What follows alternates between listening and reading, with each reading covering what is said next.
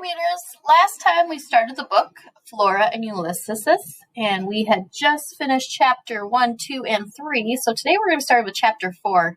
Remember, back in chapters 1, 2, and 3, Mom had gotten a vacuum, and the vacuum took her all the way outside, and the vacuum vacuumed up a squirrel.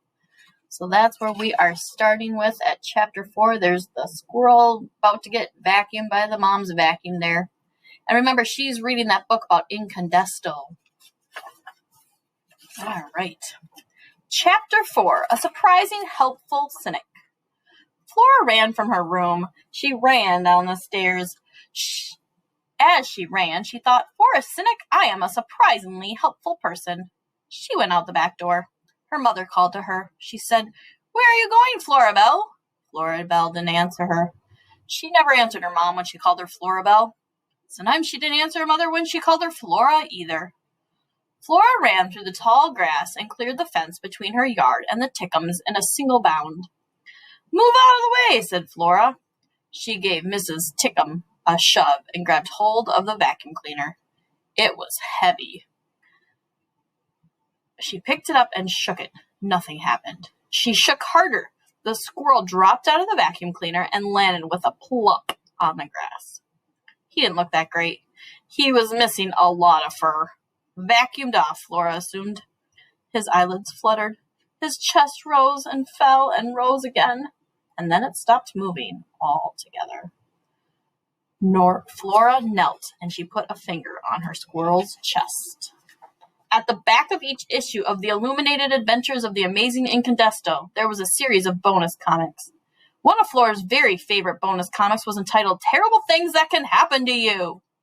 As a cynic, Flora found it wise to be prepared. Who knew what horrible, unpredictable thing would happen next?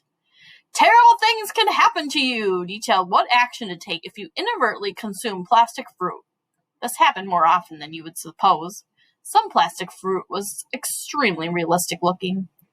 How to perform the Heimlich maneuver on your elderly Aunt Edith if she choked on a stringy piece of steak in an all-you-can-eat buffet.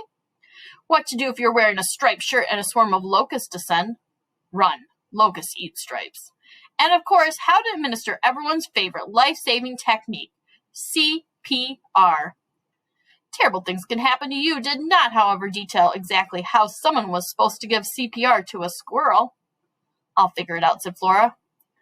What will you figure out, said Mrs. Tickum. Flora didn't answer her.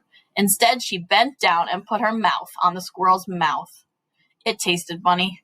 If she were forced to describe it, she would say that it tasted exactly like squirrel. Fuzzy, damp, and slightly nutty. Have you lost your mind, said Mrs. Tickum. Flora ignored her. She breathed into the squirrel's mouth. She pushed down on a small chest and she started to count. Chapter 5, The Squirrel Obliges. Something strange had happened to the squirrel's brain. Things had gone black. Blink, blink. And then, into this black blankness, there came a light so beautiful, so bright, that the squirrel had to turn away. A voice spoke to him. What's that? Said the squirrel. A light shone brighter. The voice spoke again. Okay, said the squirrel. You bet. He wasn't sure what exactly he was agreeing to, but it didn't matter. He was just so happy. He was floating in a great lake of light, and the voice was singing to him. Oh, it was so wonderful. It was the best thing ever. And then there was a loud noise, and the squirrel heard another voice. This voice was counting. The light receded. Breathe, the new voice shouted. The squirrel obliged. He took a deep, shuddering breath, and then another, and the squirrel returned. Chapter 6, In the Event of a Seizure. Well, he's breathing, said Mrs. Tickum. Yes, said Flora, he is. She felt a swell of pride. The squirrel rolled over onto his stomach. He raised his head. His eyes were glazed. For heaven's sake, said Mrs. Tickum, look at him. She chuckled quietly. She shook her head, and then she laughed out loud. She kept laughing. She laughed and laughed and laughed. She laughed so hard she started to shake. Was she having some kind of fit? Flora tried to remember what terrible things can happen to you, advised in the event of a seizure. It had something to do with moving the tongue out of the way or stabilizing it with a stick or something. Flora had saved the squirrel's life. She didn't see any reason she couldn't save Mrs. Tickham's tongue. The sun sank a little lower in the sky. Mrs. Tickham continued to laugh hysterically, and Flora Bell Buckham started looking around the Tickham's backyard for a stick. I'll stop there for today.